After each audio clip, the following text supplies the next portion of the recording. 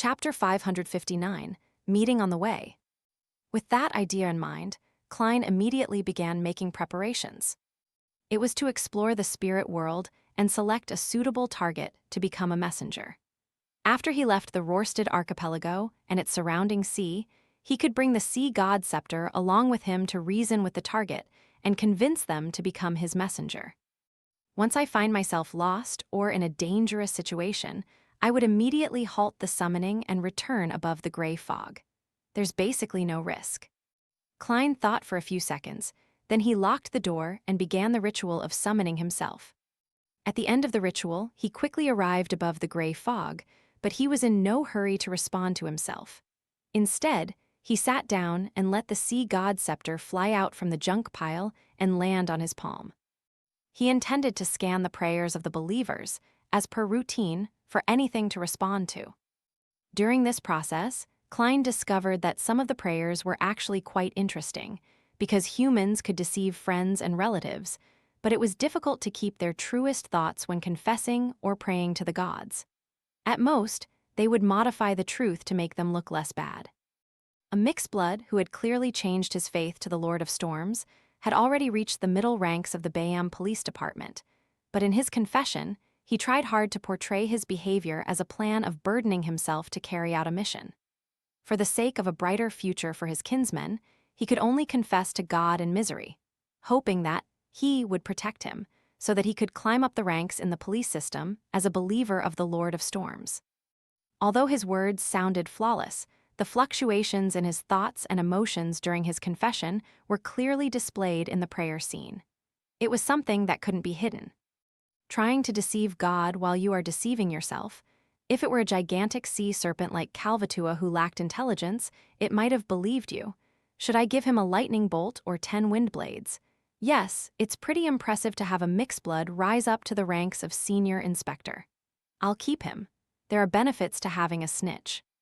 Klein raised his sea god staff, making one of the blue gems glow. The light poured into the scene and imperceptibly seeped into the senior inspector, named Bulea. This wasn't a curse, nor was it a cue. It was a mark of divinity that almost no one could discover. Simply put, it's a unilateral way for me to keep tabs on you. Klein silently added inwardly. He continued browsing and saw a young believer with slightly curly bronze hair praying for a man named Zangmo to be caught in a storm and buried at sea. He claimed that Zangmo wasn't pious enough, but the truth was that, as a competing fisherman, Zangmo was always able to harvest more fish than he did. What kind of nonsense prayers are these? The human heart sure is hard to fathom. Klein frowned and mumbled to himself. Then he had a vague idea. For a faceless to engage in real acting, it not only requires a flawless performance in terms of external appearances and habitual actions, but it also needs to maintain the core personality. Not many changes are allowed. As for personality, every person is different, so there must be a difference to a certain degree. By browsing the prayers of my believers, it's equivalent to me realizing different kinds of personalities and mental states without going through the trouble. When talking about the many masks we wear, it's not only about looks. This will be rather important for my subsequent acting as a faceless. It can save me time from figuring things out through accumulated experiences. Klein increasingly felt that acting as sea god was very beneficial towards him. When you are acting the role of a demigod, even if you don't get any feedback, you will still definitely get some considerable benefits. This is a way of gaining experience of being someone of a higher level. Klein perked up, no longer being perfunctory about skimming through the prayer scenes. After quickly browsing through one scene after another, his gaze stopped at a merchant named Ralph.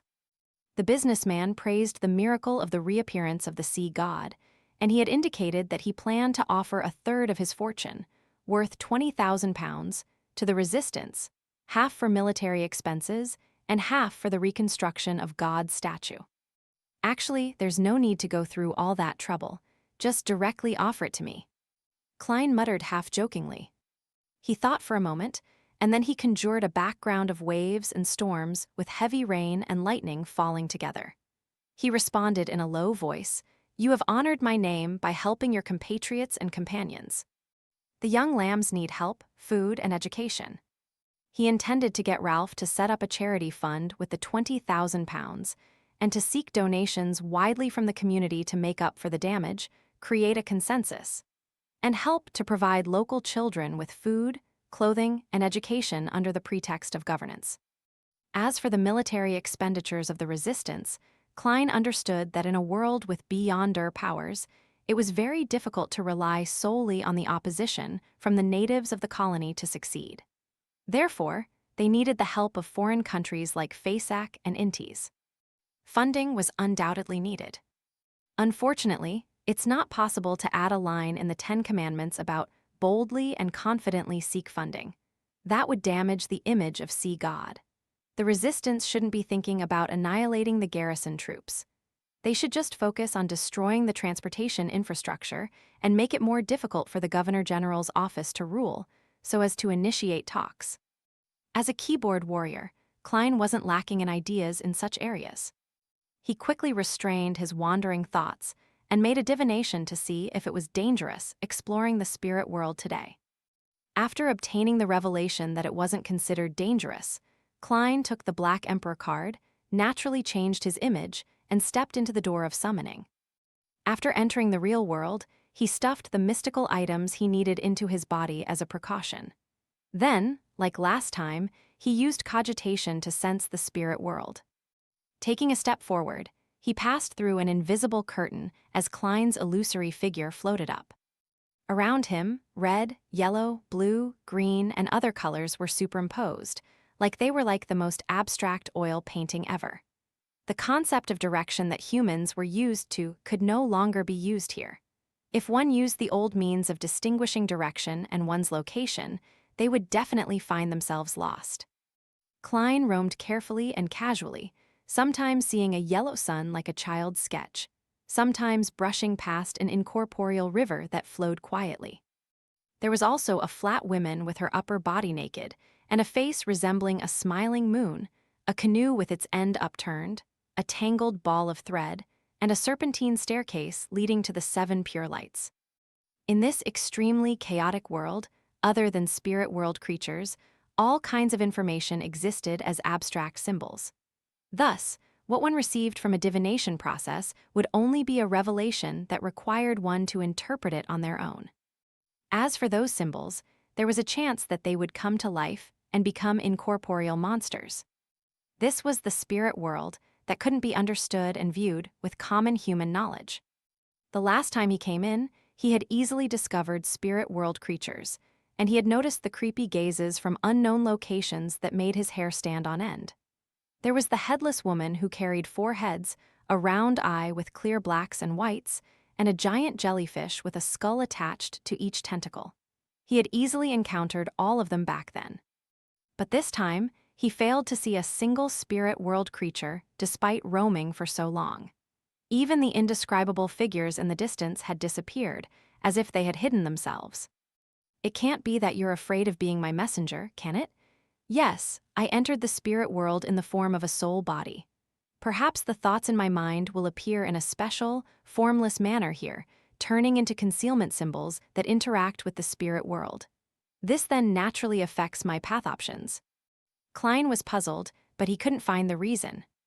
All sorts of thoughts flashed through his mind when his body suddenly sank down and he fell freely. After a while, Klein could only see the vivid superposition of the colors and the various symbols that took physical form. What's going on? He began to consider whether he should write to Mr. Azik and ask him about it, or to throw the radio transceiver above the gray fog and get it tainted with the aura, so that he could contact the magic mirror, Arodes. While floating, Klein's heart suddenly palpitated as he quickly dodged to the side. A tinge of yellow and green flashed across his eyes as a giant foot that was large enough to squash his entire body landed, stepping into the interlaced red and blue color spots. Above the sole of the foot was a long, festering leg covered in a yellowish-green liquid. The leg was over 3 meters long, and above it was a huge body that was wrapped in corpse oil bandages. Amidst the solidified aura in the area, the 2 legs that were filled with yellow-green pus alternated as they rose up. Carrying a body that was difficult to discern, the legs quickly disappeared into the depths of the spirit world. Klein stood at a distance, not daring to make a sound. Finally, he confirmed that he was fine as he grimaced and thought. The spirit world is really scary. You can accidentally encounter a powerhouse just passing by, a powerhouse among the spirit world creatures. Klein shook his head and continued his search. At that moment, he had no idea where in the spirit world he had wandered to. After drifting for a while, he finally found some traces of spirit world creatures. Just as he was about to switch from flying forward to descending to his left, he was surprised to find that his body continued to move forward uncontrollably at an accelerating speed. In front of him, the chaotic superimposed colors and the grayish-white mist that filled the area suddenly split open, and a large, purely black three-masted sailboat leaped in. The boat was nearly 100 meters long, and 3 pitch-black sails were hanging high up like flags. On the left and right sides of the ship, there were cannon muzzles, and all kinds of sailors were running around on the deck. All of this was so real, so substantial, and so out of place when it came to the spirit world as a whole. However, as the ship entered the spirit world, its black color quickly turned richer, tainting itself with an ethereal vibe. On its deck stood a mottled stone chair that was 2 to 3 meters high, its back facing the cabin. Leaning against the chair's back, a colossal figure that was comparable to an ancient giant sat there. He had a black beard that went just past his neck, and he wore a tall, pointed crown on his head. He wore a gorgeous black robe with silver fringes. The wrinkles on his face looked hardened and filled with magnificence. It made one subconsciously wish to bow their heads. Under the slightly wrinkled forehead, and on the high nose bridge, Klein's pitch-black full-body armor and black crown were reflected into those 2 dark red eyes. As for Klein, he was having trouble stopping his slow flight toward the giant. Their gazes met among the layers of colors and symbols in the spirit world, and then Klein disappeared. The giant on the mottled stone chair didn't withdraw his gaze, as he continued staring over in a long silence.